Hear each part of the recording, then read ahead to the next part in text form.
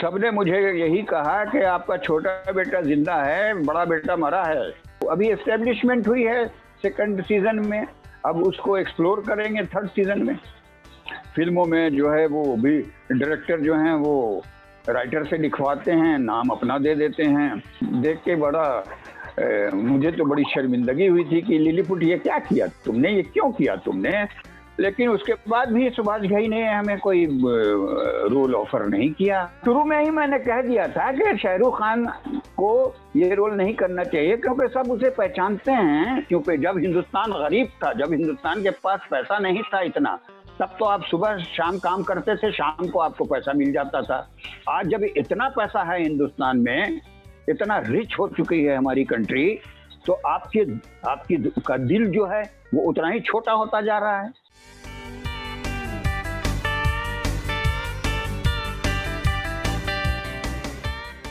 Lilliput जी, बहुत बहुत स्वागत आपका बॉलीवुड हंगामा पे।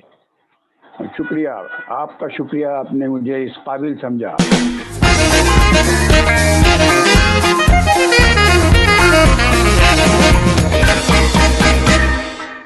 मैं तो आपको इतने सालों से फॉलो कर रहा हूँ कि आप इमेजिन भी नहीं कर सकते। आपका जो टेलीविजन का जो दौर था, मैं आपको इधर उधर, मैं अभी बता रहा था, हमारे बॉस हैं, उनको मैं बता रहा था कि इधर उधर एक सीरियल आता था और कमाल का सीरियल था। सर, कमाल क्या आपका जर्नी रहा है। पहले मैं आपसे ये पूछना चाहूंगा कि लोग आपको एज एन एक्टर बहुत पसंद करते हैं, लेकिन एज अ राइटर आपने बहुत सब्सटैंशियल काम किया हुआ है।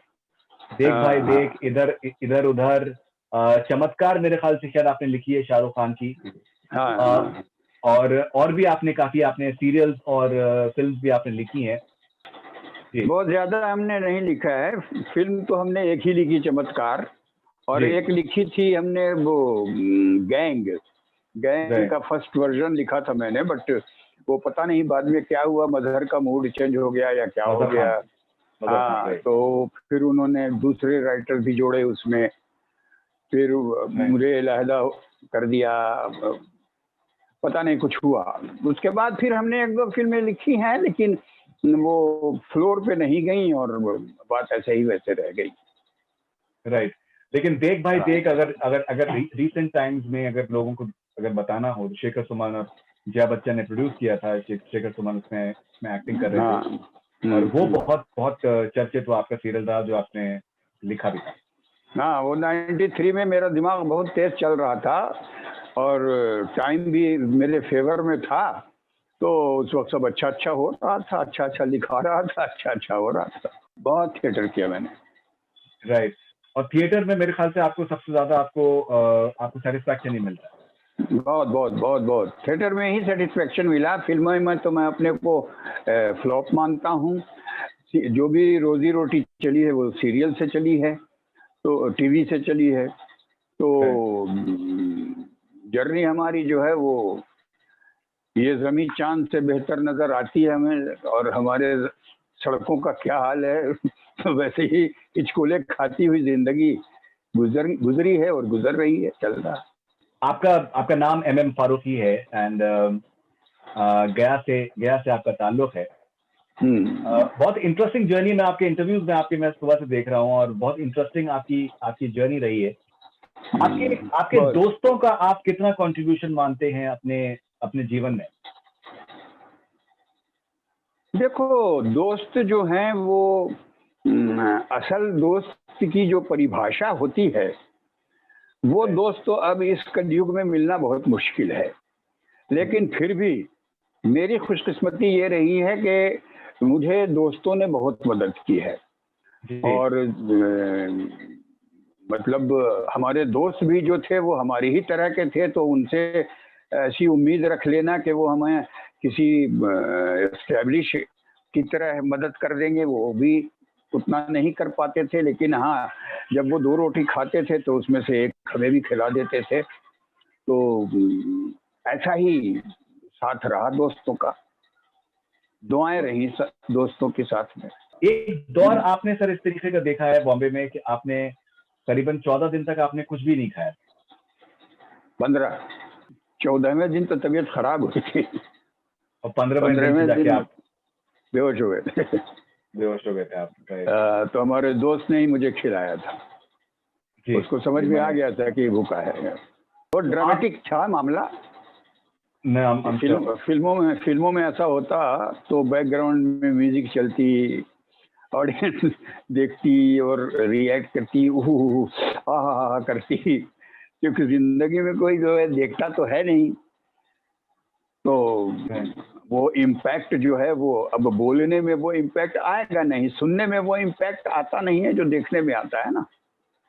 तो बोल देना तो बोल दिया हमने कि हाँ भाई, हमने 15 दिन हम भूखे रहे और 14वें दिन हमें हमारी तबीयत ठीक नहीं लगने लगी, तो हम 15वें दिन अपने दोस्त के यहाँ गए और वहाँ उसने दरवाज़ा खोला, हम धम से बेहोश होके गिर गए। उसको समझ में आ गया, उसने ग्लूकोज के पानी दिया, मेरे मुंह में डाला, फिर थोड़ा होश में आए तो फिर उसने एप्पल काट के खिलाया, उसके बाद फिर खाना खिलाया। तो दोस्त ने जिंदगी दी हमें। सर, जो नए एक्टर्स बॉम्बे आते हैं एक्टिंग के लिए और स्टार बनने के लिए, आप उनसे क्या कहना चाहेंगे कि जो एक स्ट्रगल होता है एक एक्टर की जिंदगी में?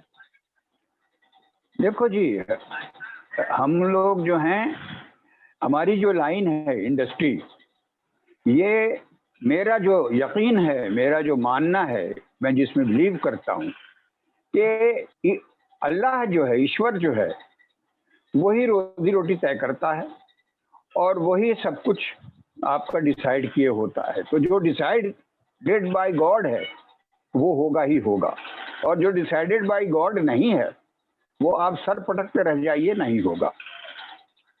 तो वो लोग, बहुत से लोग जो नाकाम हैं, जिनके किस्मत में ऊपर वाले ने नहीं लिखा था, वो लोग जो हैं वो इंडस्ट्री को ब्लेम करते हैं, लोगों को ब्लेम करते हैं, तो दूसरों को दोषी मानते हैं।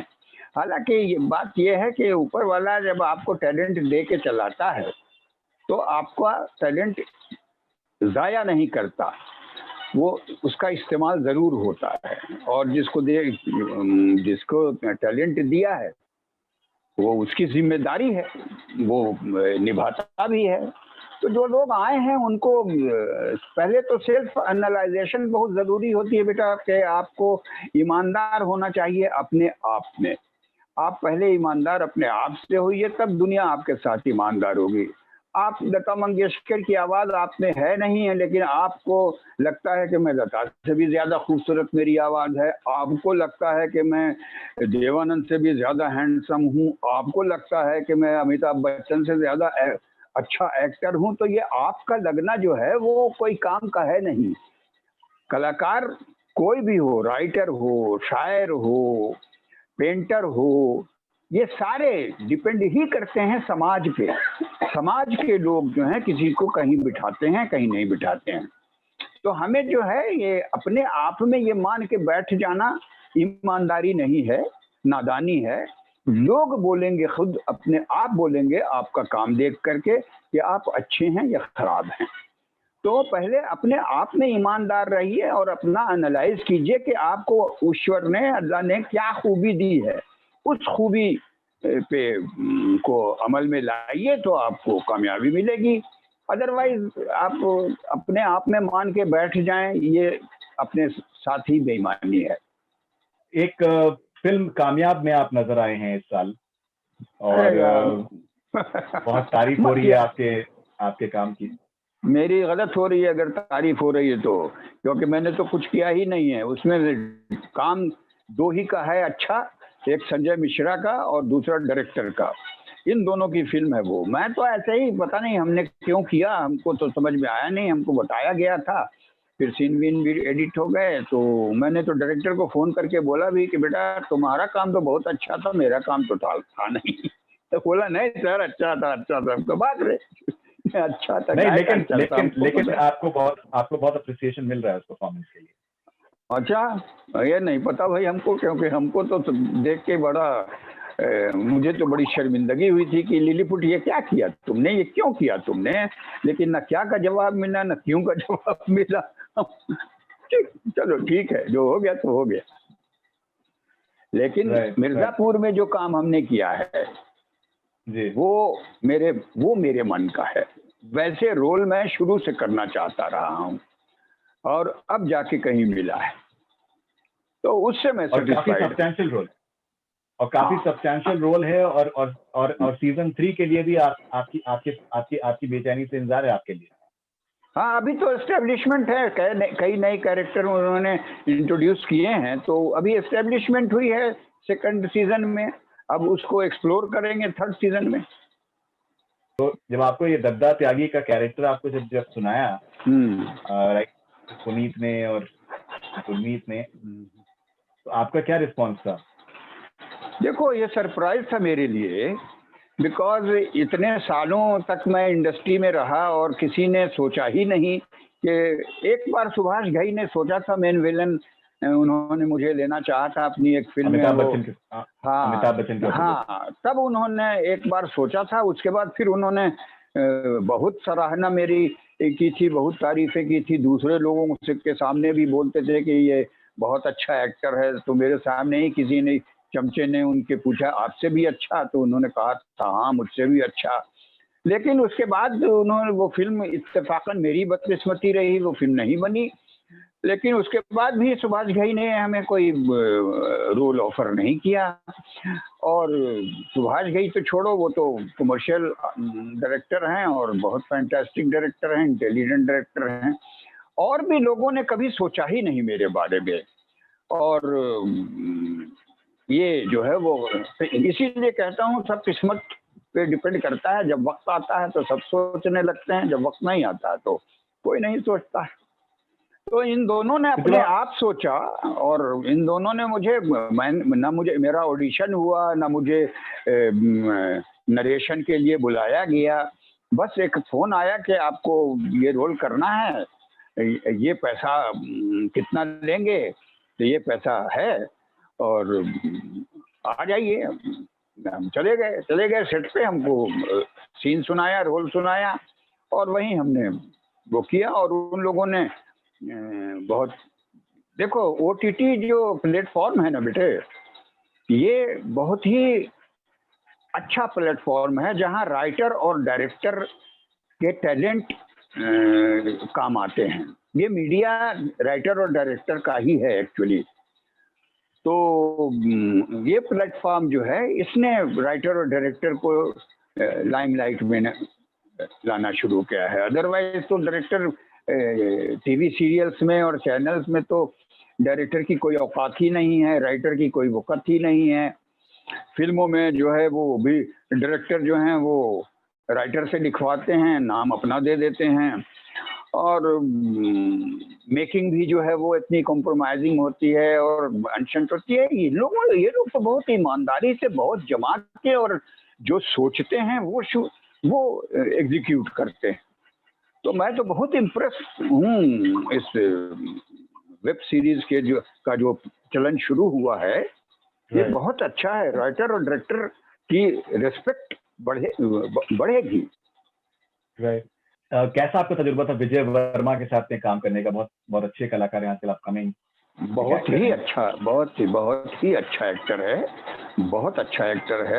ऐसे भी मैंने उसके एक दो वेब देखे हैं, उसमें भी बहुत बढ़िया काम किया है।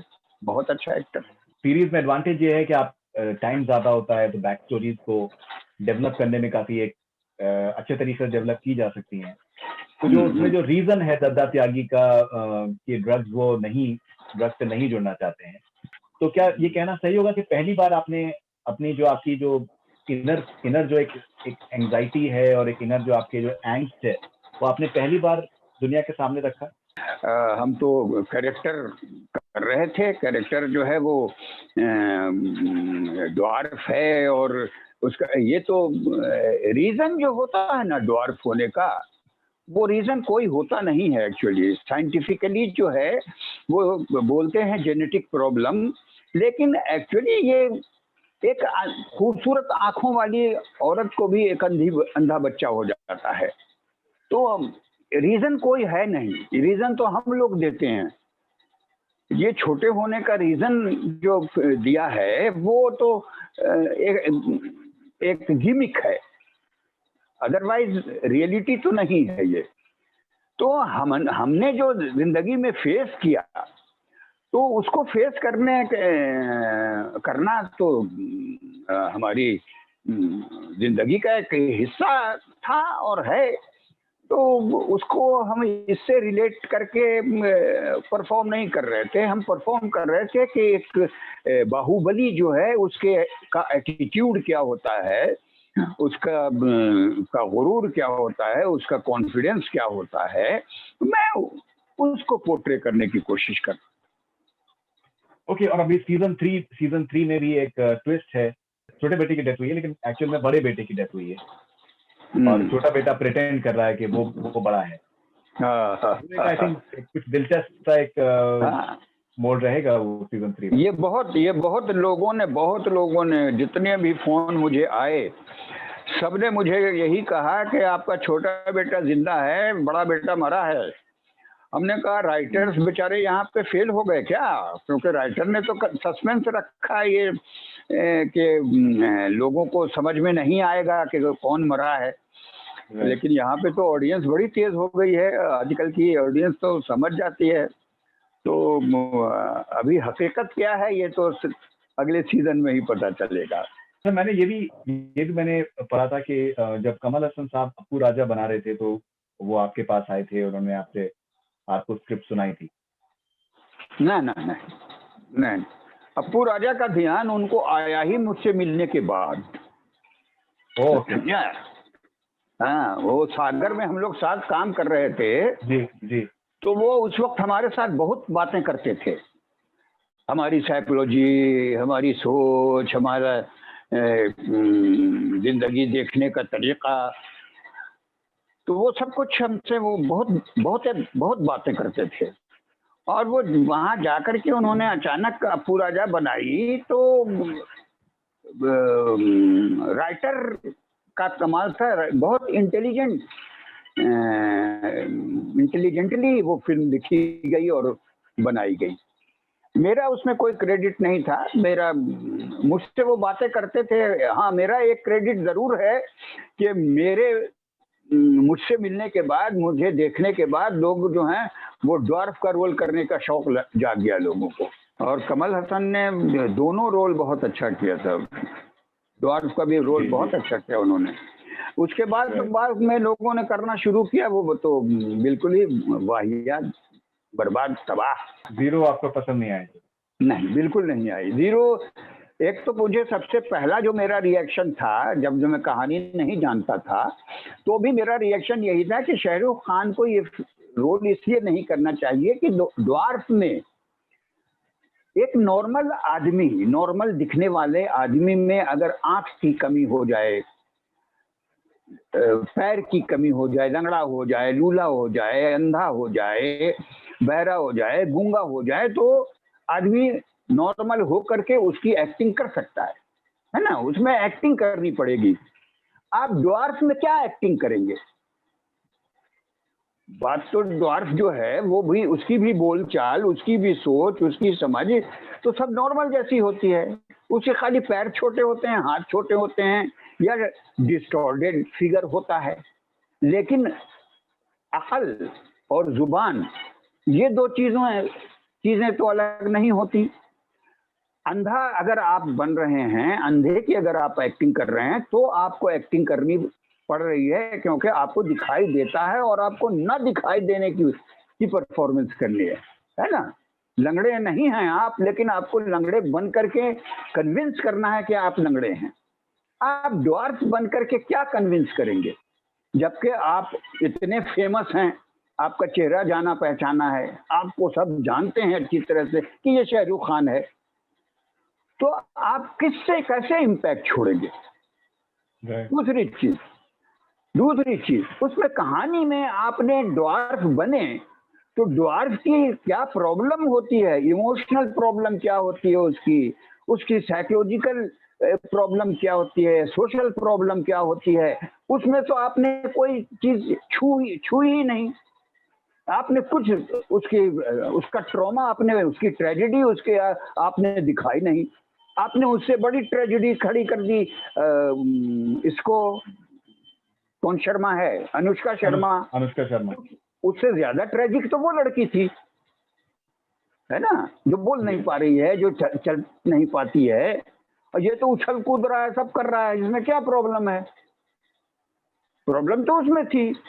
तो आपने स्क्रिप्ट भी जो है वो अजीब अजीब सी लिखी, पता नहीं, इतने इंटेलिजेंट लोग, इतने कामयाब लोग, हो जाती है गलती, सबसे होती है, उनसे भी हो गई।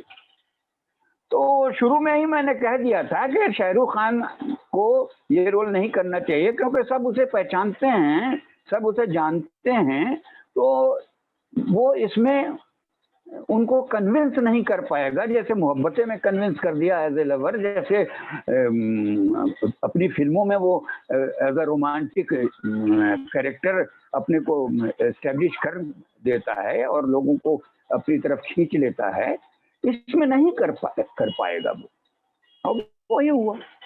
सर मैंने ये भी पढ़ा कि सर 2017 में आपका थोड़ा सा सिंस काम अपेरेंटली नहीं था, तो आपको काफी आपने डिफिकल्टीज आपने फेस करी 2017। नहीं, वो जो खबर थी वो आधी सच्ची आधी गलत थी। मैंने जिंदगी में कभी करोड़ों कमाया ही नहीं बेटा। मैंने काम किया, जो मिला ले लिया, घर आ गए।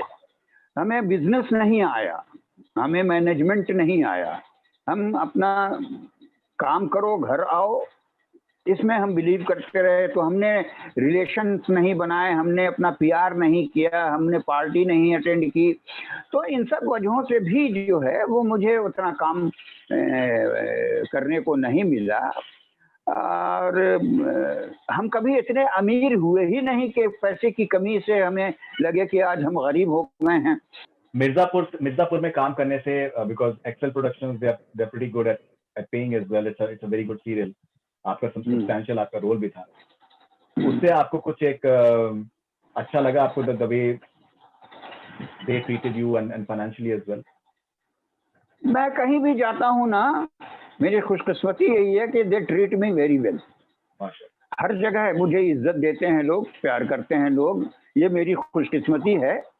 और यहाँ भी जो है वो बहुत अच्छे, मैंने यशराज में छोटा सा रोल किया था बंटी बबली में, तो वहाँ भी हमको जो है वो उसी होटल में ठहराया गया जिस होटल में अमिताभ बच्चन थे। हमें भी अकेले आदमी को भी बड़ा स्वीट दिया गया, बिजनेस क्लास की ट्रैवलिंग कराई गई। तो हमें जो है वो, हमें लोग हमारी कदर करते हैं, तो हमें ऐसी कोई शिकायत नहीं है किसी से। सर ये भी मैंने एक पढ़ा कि ऋषि कपूर साहब आपसे महबूब स्टूडियो में एक बार मिले और उन्होंने आपको डांटा कि आप इतने टैलेंटेड एक्टर हो, तुम क्यों नहीं काम कर रहे हो। और उसके बाद वो आपका जवाब सुनने से पहले वो विनोद खन्ना के साथ क्या चले गए, आप कुछ उनसे कहना चाहते थे, क्या कहना चाहते थे आप उनसे? मैंने उनको यही कहा कि भाई मुझे इंडस्ट्री की ग्रामर समझ नहीं आई कि काम कैसे लिया जाता है। हमें लगता था कि हम आर्टिस्ट हैं तो हमें काम मिलेगा, लेकिन यहाँ काम लिया जाता है। तो ये मिलेगा और लिया जाने का जो फर्क है वो मेरी समझ में नहीं आया था, और यही वजह है कि मुझे इतना काम नहीं मिला। ऑलराइट सर, ये एपरेंटली 6 साल की उम्र पे एक स्कूल में आपको एकदम बहुत ही शॉर्ट नोटिस पे आपको स्टेज पर भेजा गया और आपने कुछ वहाँ पर आपने कुछ शेर सुनाए और जो आपने बातें कही, तो लोगों ने काफी उसको एंजॉय किया और पीपल फाउंड फन, और आपको उससे कॉन्फिडेंस आया कि मैं लोगों को हंसा सकता हूं। जी, हमारा बचपन से लेके आज की इस उम्र में भी मैं कुछ नहीं सोचता हूँ बेटा, जो आता है दिमाग में बस वही। मैं ये प्लान कहीं कर सकता हूँ कि मैं ये ऐसे करूंगा तो वो हो जाएगा, और मैं ये बोलूंगा तो इससे ये माने निकालेगा और ये ऐसा हो जाएगा। मेरे दिमाग में आता ही नहीं है बेटे, मैं एक नंबर का डफर हूँ। मुझे जिंदगी जो मैं जी रहा हूँ, मैं इसीलिए ईश्वर में बिलीव करता हूँ, क्योंकि मैं उसी के भरोसे ही जी रहा हूँ। वही जो करता है वो करता है, मैं तो कुछ करता ही नहीं हूँ। भगवान बाबू हमारे प्रिंसिपल जो थे, गुरु हमारे, उन्होंने दाढ़ी लगवा दी, बोले जाओ स्टेज पे जाके कुछ करो। अब वो कुछ करो जो है वो उनको पता चल गया था कि ये एक्टर है अंदर से, हमें नहीं पता था कि हम एक्टर हैं अंदर से।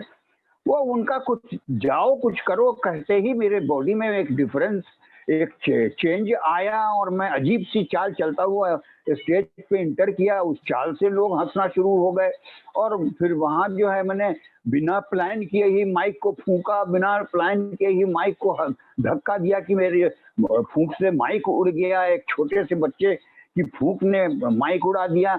ये उस वक्त का सेंस ऑफ ह्यूमर था लोगों का, जो बहुत एंजॉय कर रहे थे लोग। लेकिन हम ये प्लान करके नहीं गए थे बेटे, आज भी हम प्लान नहीं करते हैं। सर, ये एल्बर्ट आइंस्टाइन ने एक बात कही है कि I never think of the future for it comes soon enough. तो जो आप जो बात कह रहे हैं प्रेजेंट में रहने की, वो तो आइंस्टाइन ने भी वही बात कही है, तो आप डफर कैसे हो सकते? आप तो बहुत मतलब I think you are extraordinary intelligent to have this understanding. Maximum लोग मेरे ख्याल से शायद इस चीज को जिंदगी की समझ ही नहीं पाते, या तो वो पास्ट में जिंदा रहते हैं या वो फ्यूचर के बारे में परेशान रहते हैं। प्रेजेंट में कोई जिंदा रहे, बहुत से लोग जिंदा। बिल्कुल, ये ऊपर वाले का करम है। हमने तो देखो, हमने तो पढ़ाई भी नहीं की, हमको तो अंग्रेजी आती भी नहीं है। जो अंग्रेजी किताबें पढ़े, हम कितने राइटर हैं इंग्लिश के वो मालूम ही नहीं है मुझे। शेक्सपियर और बर्नार्ड शॉ के अलावा मुझे और कोई राइटर मैं जानता ही नहीं हूँ। न्यूटन और आइंस्टाइन से ज्यादा मैं कितने साइंटिस्ट हैं नहीं जानता हूँ। किसने क्या कहा है मुझे नहीं मालूम। मेरा जो है वो सब अपना आता है और मैं बोलता हूँ, बस अपने आप को मैं कबीर कहता हूँ इस जमाने का। इतने सारे मीडियम्स हैं आज के टाइम पे, ओटीटी है, फिल्म्स है, टेलीविजन है, इतने सारे मीडियम्स हैं कि लोगों को अगर वो इतना इतना इतना कंटेंट हमारे आसपास है कि हम कभी भी उसको कंज्यूम कर ही नहीं सकते। लेकिन 80s की अगर बात की जाए तो 80s में सिर्फ और सिर्फ लोगों के पास में टेलीविजन होता था, दूरदर्शन, और जो दूरदर्शन पे आएगा वही लोग देखते थे, और कोई ऑप्शन नहीं था फिल्म के अलावा, ऑब्वियसली। तो अब जब आप जो इत्तेफाक की बात यह है कि दूरदर्शन पे जो सीरियल्स आते थे 80s में, कमाल के सीरियल्स, आपके सीरियल्स को मतलब जो आपकी टेलीविजन की प्रेजेंस है, तो वो मैंने बहुत क्लोजली मैंने देखा है। और मेरा जो एक ऑब्जर्वेशन उस वक्त भी था कि यू आर एक्सट्रीम, आप बहुत ही कॉन्फिडेंट आप एक्टर थे। आपकी जो हमें हंसी आती थी, वो हमें हंसी आती थी आपके फेशियल एक्सप्रेशंस के ऊपर, जिस तरीके से आप डायलॉग्स बोलते थे। आपकी हाइट को लेके हंसी नहीं आती। मैं बहुत ऑनेस्टली बता, तो आपके जो फेशियल एक्सप्रेशन होते थे जी, बहुत से लोग ऐसे भी थे थिएटर में। एक वक्त मेरा नाम बहुत था, 79 से लेकर के 82 तक, तो मेरे नाम से टिकट बिकती थी। तो उस वक्त हम स्टेज पे जाते थे और तालियां खा के सो जाया करते थे। तो उस वक्त भी कुछ लोग ऐसे थे जो जलते थे और कहते थे कि ये तो हाइट का फायदा उठाता है, एक्टर थोड़े है। तो ये भी सुनने को मिला है मुझे, और बड़े बड़े लोगों ने कहा है ऐसा, क्या एक्टर थोड़े है, हाइट का फायदा मिलता है इसको। जबकि ये बात मेरे लिए तकलीफ दे थी कि मैं तो भैया एक्टिंग करता हूँ। अब लोग हाइट से अगर हंसते हैं तो फिर यही सही। सर, आखिर में मैं आपसे बात पूछना चाहता कि ये साल सबके लिए बहुत मुश्किल का साल रहा है। बहुत से जो एक्टर्स हैं, स्पेशली जो स्मॉल टाइम एक्टर्स हैं, जिनका कि घर बार जो है वो सिर्फ एक्टिंग के ऊपर चलता है, फिर एक्स्ट्रास हैं, इवन एस्टैब्लिश्ड एक्टर्स ने भी स्ट्रगल किया है इस साल में, बिकॉज काम काफी मेहनत काम नहीं था। आप कुछ कहना चाहेंगे, आप इंडस्ट्री से आप कुछ कहना चाहेंगे कि कुछ प्लानिंग होनी चाहिए एक्टर्स के लिए, टेक्नीशियंस के लिए, कि बुरे वक्त में उनके लिए कोई एक सपोर्ट सिस्टम हो कि वो अपनी फैमिलीज को, अपने आप को पाल पोस सकें और सर्वाइव कर सकें?